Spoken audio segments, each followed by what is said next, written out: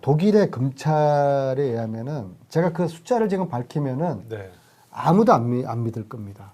독일 검찰의 이야기예요. 독일 검찰이 지난 여름부터 이 최순실의 독일 자금을 추적을 하고 있거든요.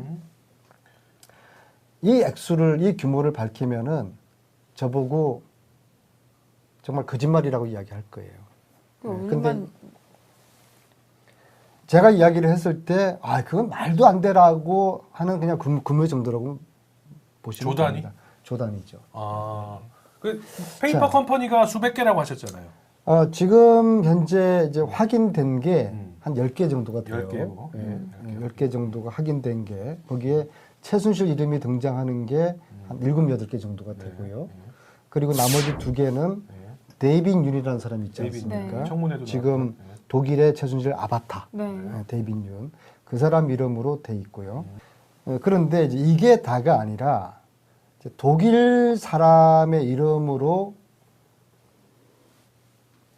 거의 수백 개. 이것도 독일 검찰 내의 이야기예요. 검찰이 확인한 거. 네.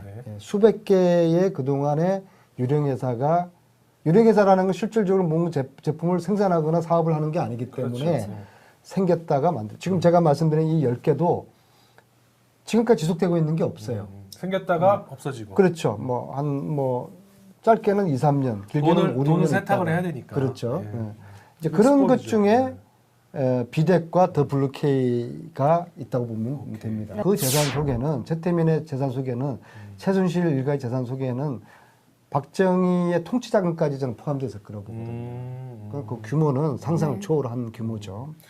이것을 국내에 잠겨두면은 최태민으로서는 밤잠을 잘 수가 없죠. 그게 92년도거든요. 최태민이 볼 때는 김영삼이든 김대중이든 또 한 번 세상이 바뀌는 거 아니겠어요? 그렇죠. 완전히 세상이. 이 재산이 어떻게 될지 모릅니다. 그래서 그때부터 이게 돈 세탁이 시작이 됐다고 보고요. 그래서 문제는 이 재산을 제대로 파악해서 이것을 몰수하거나 환수할 때까지 하지 않으면은 최순실은 다시 부활하죠. 돈이 있는 한은. 어려운 게 이게 검찰에서는, 특검 이전에 검찰에서는 이 부분을 들여다보지도 않았어요. 정유라 소환할 생각도 하지 않았듯이 사실 이게 가장 악의 근원이고 문제의 핵심인데 결국엔 이게 돈 아닙니까? 그죠? 권력을 이용해가지고 돈벌이 한 거 아니겠습니까? 이 독일에 잠겨져 있는 이 돈을 검찰이 들여다볼 생각도 하지 않았고 정유라를 소환할 생각조차도 하지 않았다는 것이, 그래서 이 검찰에 대한 국민의 신뢰가 없는 것이죠. 지금 최순실 해외 재산은 특검에서 대상이 돼 있나요? 있어요.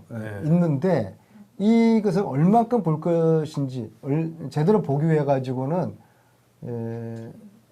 특검 내부의 전문팀을 만들어서 독일 검찰하고 이걸 공조를 해야 돼요. 지금 현재 특검 수사 정해져 있는 기간 가지고는 상당히 모자라겠는데요. 그죠? 그렇죠. 이게 보통 돈 세탁 이거는 수사 시작해서 끝날 때까지 한 3년 정도 걸린다고 하는 것이거든요. 그래서 사실 이 부분이 가장 핵심인데 이 핵심을 제대로 건드려서 조사하기까지는 이 특검의 기간 가지고 특도 없다는 게 그게 참 걱정이고 문제인 것이죠.